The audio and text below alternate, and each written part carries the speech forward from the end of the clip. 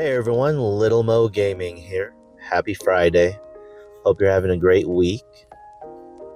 I am going into a little vacation here. Gonna be going back to Houston to visit my family. Last time we went for it was the Eid holiday, which this is also for the second Eid holiday, the one that happens during Hajj, or the pilgrimage that we have in our in Islam. We have that pilgrimage every year to Mecca, and one of the days during that pilgrimage is a holiday celebrated around the world, and we are going to be visiting my family next week for that holiday. We're also going to be, my family and I are going to go on a little trip. We're going to go to San Antonio. There's a river there where we're going to be staying in an Airbnb. So very excited for that, just to take some time off and not have to go to work for a little bit. So that's going to be cool.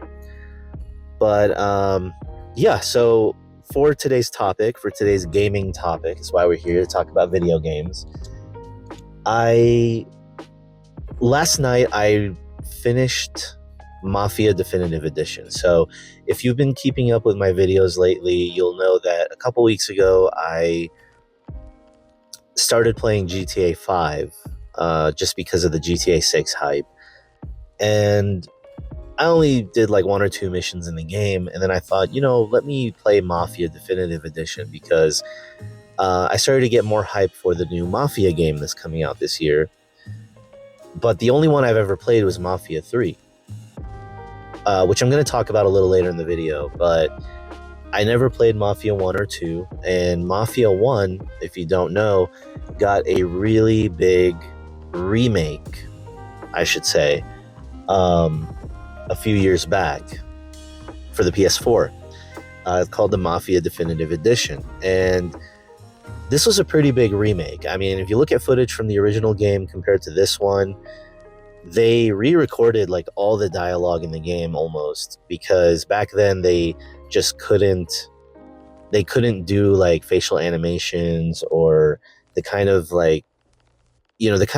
facial expressions and animations that you can get in modern games. It wasn't possible back then, so the way they recorded all the dialogue was a little different and weird. Now they were able to remake the game and re-record it, and it's actually a really incredible story.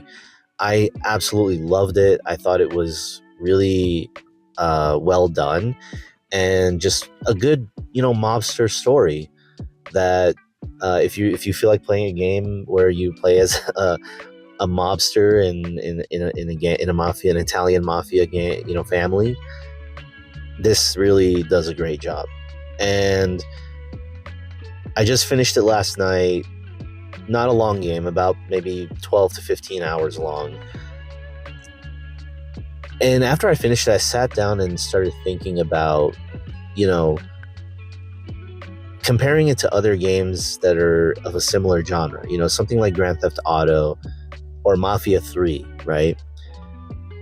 And I started to think about open world gaming in general and whether or not the open world element is necessary in games these days. I've talked about it before in some of my videos, but I always like to say that the 2010s, especially like the latter half of the 2010s, like when you look at 2013 to about 2020, even a little past that, but especially those first few years, I like to call it the open world renaissance in gaming, because we definitely had open world games before then, but during that time, especially during like the PS4, Xbox One lifetime, even into, you could say, like the latter half of PS3 and Xbox 360,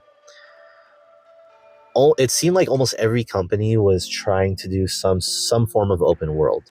Even games that never were open world before started to get open world releases. Case in point, Metal Gear Solid 5. If you look at all the original Metal Gear games, they're all single player games, linear, narrative driven, with really good gameplay, but not open world.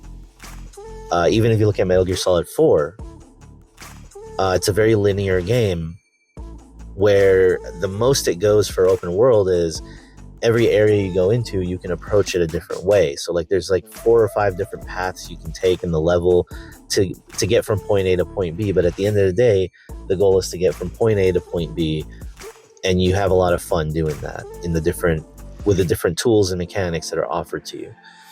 Metal Gear Solid 5 came out and it implemented an open world style, which, a lot of people didn't really like how it was done, because it's essentially just, going into this open area and being able to approach the mission literally in any way that you can do it, with a lot of wide open space that doesn't really have much going on. So like Metal Gear Solid 5 didn't have a lot of side quests, there was a lot of collectibles you can get and like, going around and doing different challenges, but it didn't have side quests like a typical open world game would. But that was, of course, Kojima's way of implementing an open world into a game like Metal Gear Solid. And for me personally, I really enjoyed it. A lot of people didn't, but that's neither here nor there. The point is, we got a lot of open world games, and Mafia did that too. If you look at Mafia 3, which came out during that time frame, it was the first Mafia game to really implement, a true open world design. Now, I'm not saying that Mafia 1 and 2 are not open world games, and to be completely honest, I don't know much about Mafia 2, so if I am completely wrong about Mafia 2 not being like an open world game, I apologize. I haven't played the game yet. I plan on playing it soon.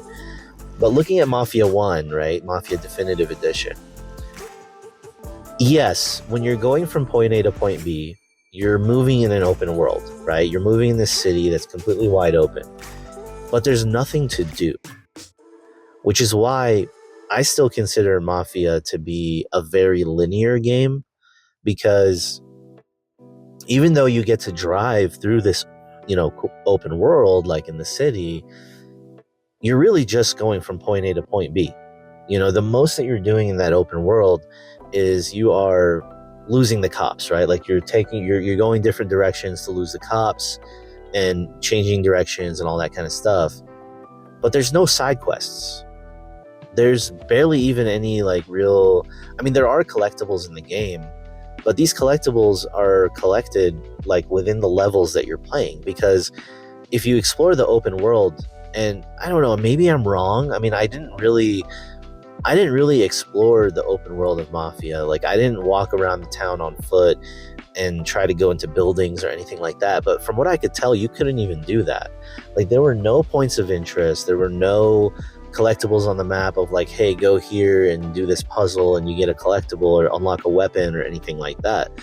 The game is very linear. It's just a matter of, going from point A to point B can be a little dynamic because you're driving through an open city. But at the end of the day, all you're doing is going from mission to mission, and then you're going through that mission, you get to an area, you fight a bunch of enemies, you might find some collectibles along the way, little magazine covers, cigarette cards, all that kind of stuff. But that's about it. Whereas Mafia 3 was a true open world where I played the game. I remember playing the game and there were, side quests. Like you had control on different rackets around the town that you would be able to get money from, and being able to level up those rackets, by doing missions and taking out, certain enemies and certain, targets to increase your foothold on that racket. And, that's what I remember it being like. But it was an open world game where you could drive around the world and go from mission to mission and do different tasks. However, playing Mafia Definitive Edition and it being just a simple open world where it's just there simply for the traversal and you're going from point A to point B and enjoying the story and enjoying the gameplay, I really had a lot of fun with that. I was able to get in there, play the game, finished it in 12 to 15 hours, got a great story out of it. The gameplay was fun and satisfying. Yeah, I do think the mechanics could be like the shooting could be a little better. Um, I didn't really care too much that there wasn't a huge variety in the weapon type because at the end of the day, I mean, this is just a mafia game that takes place in the 30s. I mean, what more do you need than a pistol and a Tommy gun, right? And then maybe like a little shotgun, which was all there. And I've heard, reviews saying that there wasn't a lot of oomph to the weapons, but I felt like there was. I was satisfied with it. I didn't have any big complaints with it. It was a fun game. And, I really look forward to playing Mafia 2, which I know to be still more of like, I guess, like the linear kind of Mafia game. And with the new Mafia coming out, Mafia the Old Country, reports are saying that it's going to be more of a linear narrative game. Like it's not going to be an open world game the way that Mafia 3 was. And I'm very excited about that because Mafia 1 was so fun. I had such a great time. I think a more modern, really high quality in terms of the graphics and the gameplay take on that game, especially one taking place like in the old country, right? Like over in Italy, and just the way that game would look and play, I think that would be really cool. And though I really did love Mafia 3, I enjoyed it. It's nostalgic for me. It was still, it was one of those like mid 2010s open world games that were just open world for the sake of being called an open world game. Not a lot of substance in the side quests or the side activities. It was more so just a bunch of chores to complete. And I'm just not a big fan of that unless the game implements it well. Like when you look at a game like Final Fantasy VII Rebirth, which I did play a little bit of that game. I still haven't finished it, but that's a pretty big game and it has that open world element. There's a lot of chores in that game to do and whatnot, but it's just the way the game implements it and the style of gameplay, the combat and the RPG aspect of it, that every time you get into a combat encounter, your abilities can be different than the last time you were in one. That makes it, a little more fun to start getting a call. But yeah, so, to finish up what I'm talking about here, Mafia Definitive Edition really opened up my eyes to the idea that I don't think the open world element is necessary for a game to be great. And I really hope that going forward, companies really take more focus on, making sure that a game is high quality in its narrative, high quality in its combat. And if it's going to be open world, fill it with, rich side quests, side quests that tell stories and that really lead to a sense of progression and making you feel like that was worth doing.